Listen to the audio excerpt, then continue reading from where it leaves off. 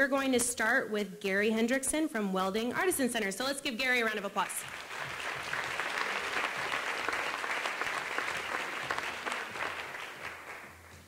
And I think after the panel discussion of this afternoon, we're going to call ourselves the Welding Artisan Center, Michigan's profitable nonprofit.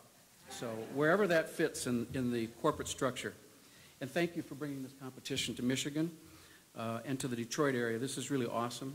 We are so thrilled just to be a part of this competition because we're learning a lot through it. You all know about the high unemployment rate we have in Michigan, particularly in southeast Michigan. It hovers around 35% in Metro Detroit, and that's pretty commonly known. It's a ongoing problem. It is getting better. What you may not know is that there is also a large shortage of welders, not just in the United States and around the globe, but in southeast Michigan also. So the idea of the Welding Artisan Center is to take this, I guess, the advantage of a shortfall of labor and apply that to train the unemployed people so that they can have skills to get jobs and fill this demand. And the kind of people we're talking about in the unemployed ranks, returning veterans who are coming back looking for good paying jobs, yet maybe they don't have the skills to go get them right away. Job shifting adults, either looking to raise their income or get just a new career path. Former felons who find it almost impossible to get a job, even if they are trained properly. And at-risk teens. This is a group, disadvantaged people is what it's called sometimes. The point being, they are people who are disengaged and we need to help them in any way that we can. So we're going to take a look at the path for a high school person who may become disengaged or even drop out of high school. And if they do that, they are illiterate or will be. They become vulnerable. They lose their dignity because they don't fit in. They're not thriving. A lot of them turn to drugs and alcohol to numb the situation. Many of them wind up on the street, and too many of them wind up in jail, where we spend about $35,000 incarcerating them every year. So this is a clear problem. And what the Welding Artisan Center really hopes to do is provide a different path for this group.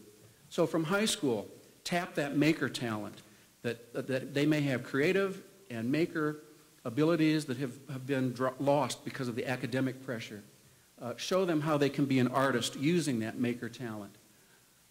They can become a skilled tradesperson if they get into a Welding Artisan Center type program. Get promoted to being an inspector or trainer on a welding job. Open up their own business as an entrepreneur. Or go on to a 2-year and even a 4-year degree and become a welding engineer through the process. The ultimate victory would be to have a high school student who was a dropout go to the Welding Artisan Center, graduate, get a job, go through this path, and maybe design the next wind turbine energy device for our country. That's the big win. So you might be asking, well, really, tell me more about this welding shortage. Well, it's predicted that there will be a shortage, as mentioned before, of up to like 400,000 jobs that would be open in the United States. In Detroit, that's further amplified by the bridge construction, the new event arena, M1 rail, all kinds of construction projects that are coming to Detroit that are going to be welding intensive. So we just know by our environment there's going to be the demand. And one thing getting in the way, however, so that if the demand is there, we have all these unemployed people, why is that? Well, Mike Rowe from Dirty Jobs probably said it best in a testimony before Congress. He said, in high schools, the vocational arts have all but vanished. We've elevated the importance of higher education to such a lofty perch that all other forms of knowledge are now labeled alternative. Millions of parents and kids see apprenticeships and on-the-job training opportunities as vocational consolation prizes, best suited for those not cut out for a 4-year degree. And still, we talk about millions of shovel-ready jobs for a society that doesn't encourage people to pick up a shovel. So, I'll move it quickly. What kind of team will it take to pull this off in Michigan? Well, we've been fortunate to assemble a variety of people from city government, from industries, from New Detroit, interested in racial equity and introducing entrepreneurship to young people, and Focus Hope, all kinds of people. The man in the center of this image is the founder of the Welding Artisan Center. He's the one who has a passion and a heart for training this difficult audience that we are attempting to reach. So the timing is good for this project to take place. And here's what we envision at the end.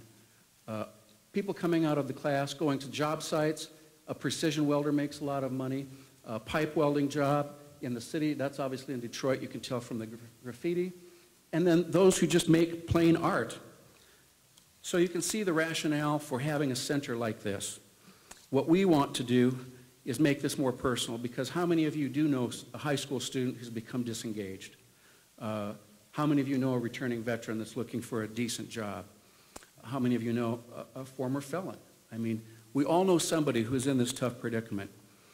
And the question is, are we going to give them an avenue to restore dignity and become good, productive people in our community? We think so. The Welding Artisan Center graduates are tomorrow's entrepreneurs, innovators, makers, and we have a lot of confidence that we can make this work in Detroit and then expand from there to impact other urban areas throughout the country. So we thank you for this opportunity. And, oh, here we go. Let's help make straw.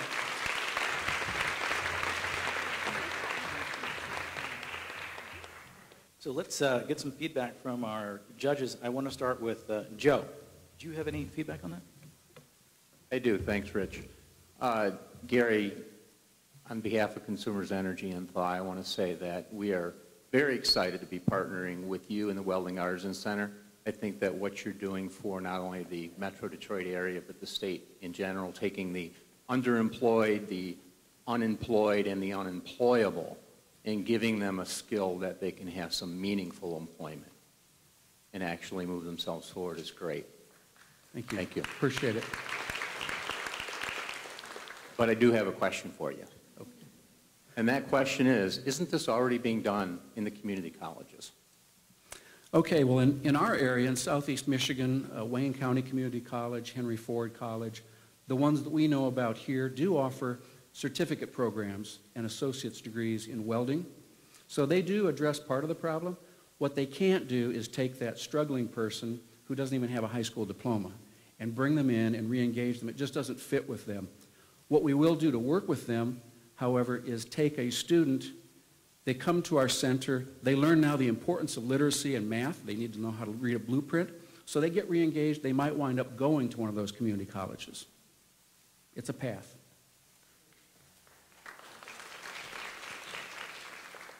Great job, Gary. The question I had was, what have you guys thought of as far as taking the human capital after you've trained somebody in this art? Have you thought about downstream? How do you convert somebody that's trained in this into somebody who's an employed person in this trade?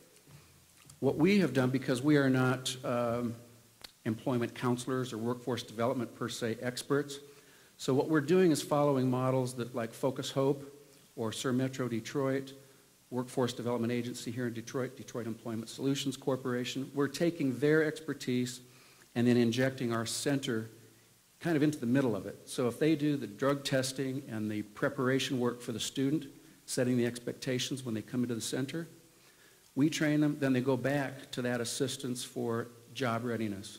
Do they have transportation? Do they have financial abilities to become an employed worker? They call the soft skills. Is that what you're referring to? Yeah. Another good point. One of our partners is Michigan Economic Development Corporation. Tangi Jones is on our board of directors, fortunately, so she's been a good eye-opener for us. Her first question after our meeting, she said, this is really great. Everybody gets it, that we need to do something with these young people and unemployed, but have you connected with the employers?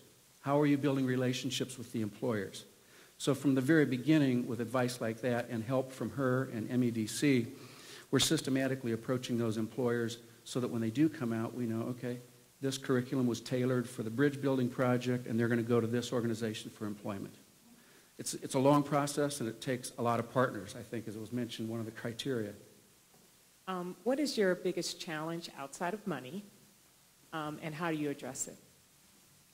I think our biggest challenge is, I think it was mentioned in one of the earlier panels, the gentleman with the construction project, is getting the right space, having it equipped properly, and outfitted. This is an equipment-intensive industry. We need, about $500,000 worth of equipment to get started. That's a big challenge. We're knocking it down kind of one step at a time, zeroing in on a location. I would have thought it could have happened a lot quicker. I was wrong. But that's our biggest challenge right now, is getting that space that's going to be just right, accessible by public transportation, because a lot of these people will have to arrive by bus. Gary, how are you funding the project? How are you funding the project?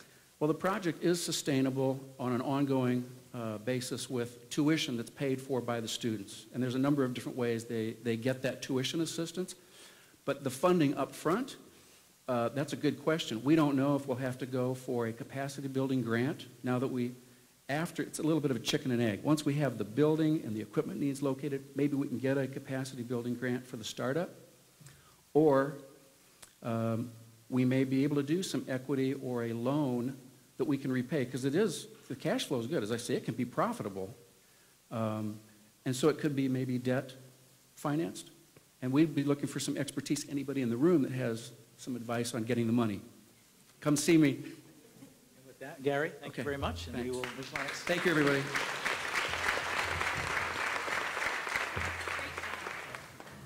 We are pleased to present our second award, which includes a $5,000 cash grant and scholarship for the fellowship to Welding Artisan Center.